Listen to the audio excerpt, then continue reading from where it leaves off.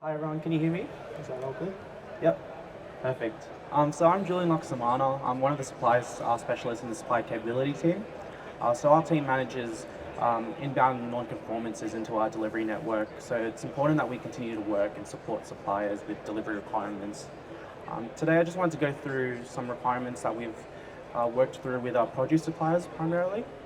In the past, a lot of our fruit and veg suppliers, while there were requirements, there was a bit of that misalignment in terms of what specifically they can deliver, how, and then the tools and methods that they can utilize to deliver safely, ensure that it's efficiently being delivered to our sites. In this slide, you'll just see an example of our produce delivery requirements, and this is within our supply standards. The relaunching of this began in 2021. So again, produce suppliers were mainly not shown into examples of how to deliver and the importance of safety and compliance as well as barcode enabling. You'll see in these images on the left, the biggest focuses was pallet wrapping and crate and carton labor. So with these requirements, you'll see that whilst there are similarities with ambient deliveries and requirements from other product commodities, with produce, there are two considerations that we'd like to go through today and show the differences for our fruit and veg suppliers. Firstly, I'll go through some pallet wrapping requirements. Similarly, with pallet wrapping, we need 30 to 50% of the pallet being wrapped to the pallet board. This will ensure security, the securing and the stability of the pallet overall. The stretch wrap needs to be wrapped adequately to ensure that there's a number of passes for that tension and securing of the load. You'll see in the example with the crosses, you could see the loose tails right here. It's something that we definitely want to avoid, especially at the point of receipt for deliveries into our network. Again, making sure that the loads are secure. Again, it needs to be clear wrap, so no use of opaque and black stretch wrap, and that's prohibited for deliveries, for all deliveries into our network. Whilst we do need to have adequate tension and passes, we can't allow for products to be wrapped to the point where it's excessively wrapped, and then again, causing that deformation of the product and damages to the cartons overall. Lastly, nylon and string netting is prohibited as well. It can be due to the fact that it can pose a trip hazard to the team, as well as issues with identifying the stock and breathability, which I'll go through in more detail. So with produce, what are the two methods that we allow for wrapping in the space? We know that with produce, it's more important than ever that we have to take into considerations ventilation for certain products, especially within produce and fruit veg. So I'll go through the two methods. Firstly, we have butterfly wrapping technique. So this is a method that allows for maximum airflow of the deliveries. You can see what's different to a typical or common way of wrapping pallet is. You'll see that there are instances where there's wrapping of 2 layers per product, and this will ensure that whilst there's still enough securing and stability of the pallet, we can allow for that breathability of the product and ventilation overall. With these requirements, like I said, 2 layers of the stock, but we must have the top layer of the pallet being secured to the pallet as well. The other method is low adhesion stretch tape and wrapping combination. So this is another method that a produce supply can utilize for delivery into our network.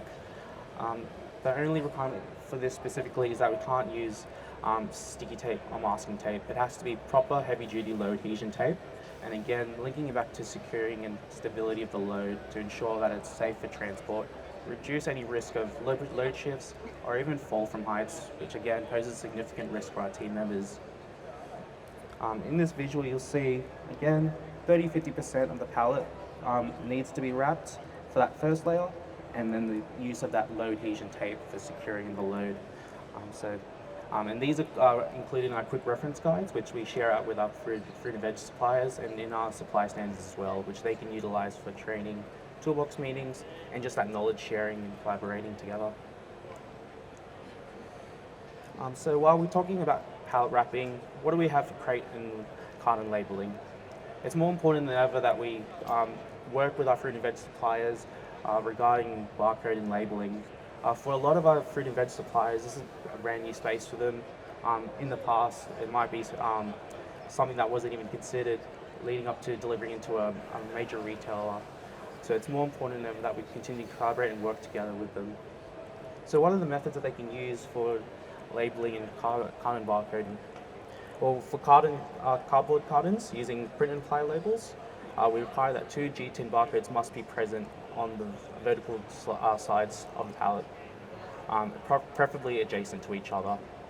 In the instance where we have pre-printed carton barcodes, in those instances we need up to 4 G-tin barcodes applied to the carton.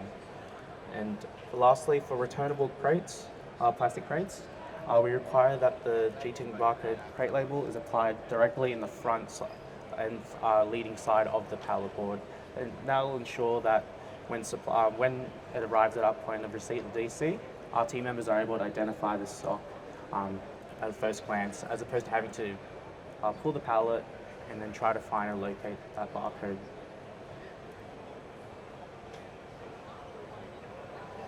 So more information about the barcode, and this is the perfect place to learn more information. If you do have any support, and if there are any fruit and veg suppliers that are looking for more information, it's a perfect place to reach out to the subject matter experts in our team here in Matthews. I'm more than happy to assist with any questions you have surrounding barcodes. But you'll see that the one call out that we'd like to include is those little, I mentioned where the prongs would sit for these crate barcodes. That could potentially obstruct the information or even the barcode itself.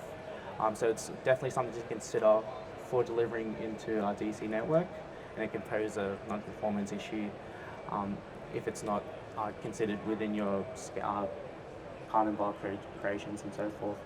You'll see this set up as well in the measurements there, which again include in our supply standards and our quick reference guides. So what are the differences that we have for produce specifically as well, is that for any products that are temperature controlled, they must be printed in Pantone pink. And the reason for this is to ensure that for our store team members, when splitting the pallet, they'll be able to identify straight away that this is a product that is required to be delivered in certain temperature-controlled critical limits. It assists with just that food safety aspect of making sure that the product arrives at our DC and in stores in the best quality possible, and ensures safe consumption for our team and for us customers as well. To learn a complete list of information regarding what products need to be printed in the pink label, that's also included in our supply standards, and will highlight the different articles and products that must be printed in the white or pink label.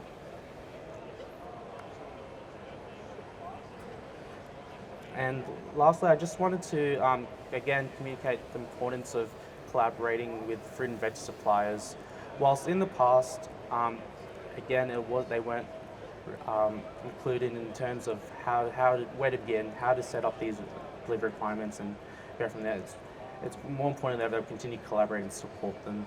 So if you do have any questions, if there are any fruit and veg suppliers in attendance, please reach out to myself, Lester, Brad, and Sean.